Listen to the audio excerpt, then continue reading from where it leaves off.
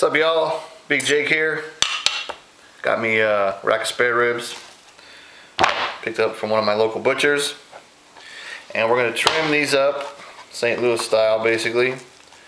One thing I just noticed, there's all this extra, kind of like this fat and meat over here in the corner. That's got to go.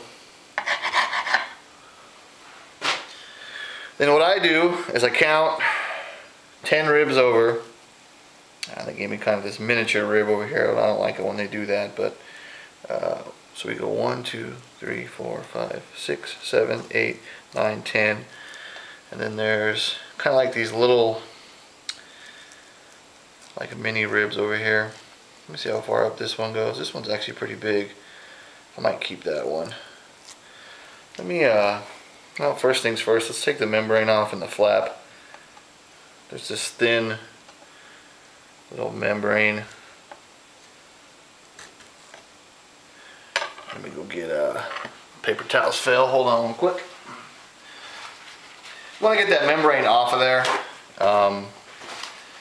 It's like this thin sheet of skin on the back that I don't know. It just doesn't have a nice texture when you bite into it, I personally feel. Some people keep it on because they say it helps keep the ribs moist. I don't know. I always take it off.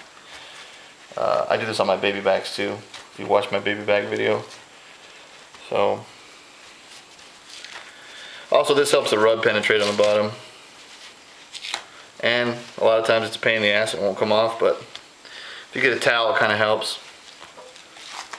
So that's pretty much all of it. And this flap here, I usually get rid of this. Some people will keep this, put it in beans, stuff like that. This has been cracked. Some of the butchers do that, I don't know why. I kind of wish they wouldn't, to be honest. But then you want to go right here and find, there's a little spot where the rib kind of ends. This is what's going to make it hard because they cracked this, to find that kind of end piece. See if I can get in there and find it. And your knife will kind of slide right in between it. If you get right in between the joint, see how it kind of just slides in there.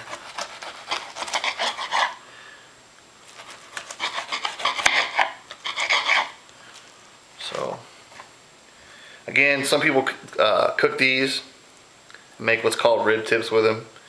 You can do that if you want. It's really up to you.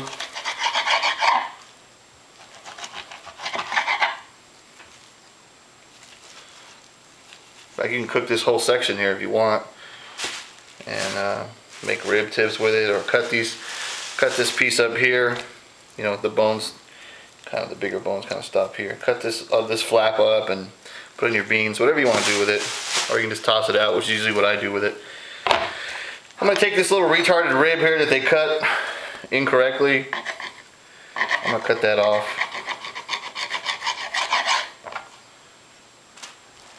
There's some extra like fat back here. I'm gonna cut that off. Let me see.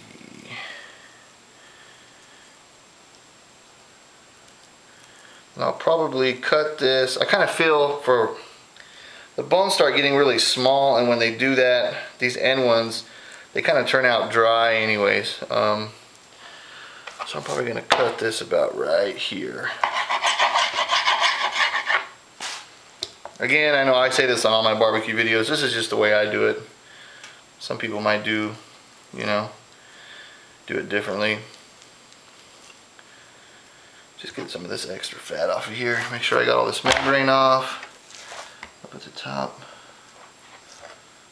Yeah, there's still a little bit of it up there. Sometimes they all come off in one piece. Sometimes they don't. It really just depends. They can be a pain in the butt. But I really try to get all that off because it's just like eating this thin, tough skin is the best way to describe it. See, this is why I wish the butcher would cut that, because then he's cut into this rib right here. I don't like the way that looks. I mean, I'm not doing this for competition. Or I'd probably cut that one off too, but oh well. Cut this little excess off right here. They just cook better if you know, get everything nice and even and squared up. So this looks pretty good right here. I like the way that came out. Let me see. Put a little bit more of this up here on the top. Try to get it nice and squared up.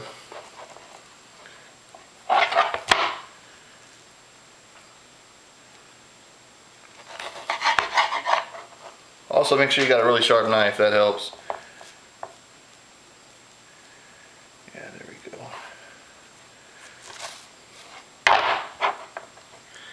So anyways, that's kind of what a St. Louis spare rib rack should look like. At least the way I do them.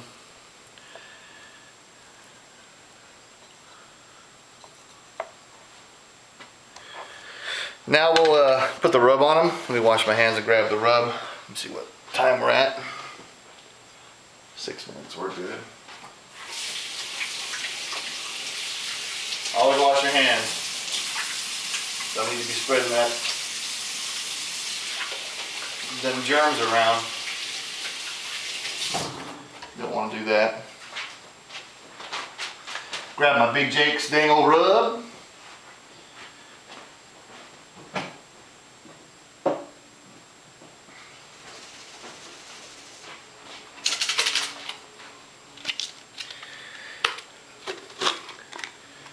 You just want to give it a nice even coat.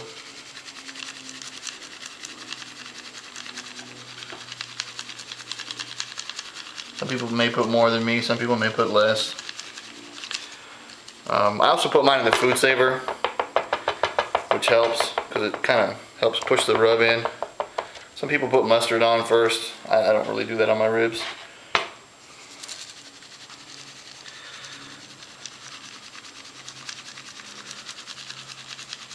So yeah, that's about it. St. Louis style ribs. Peace, y'all.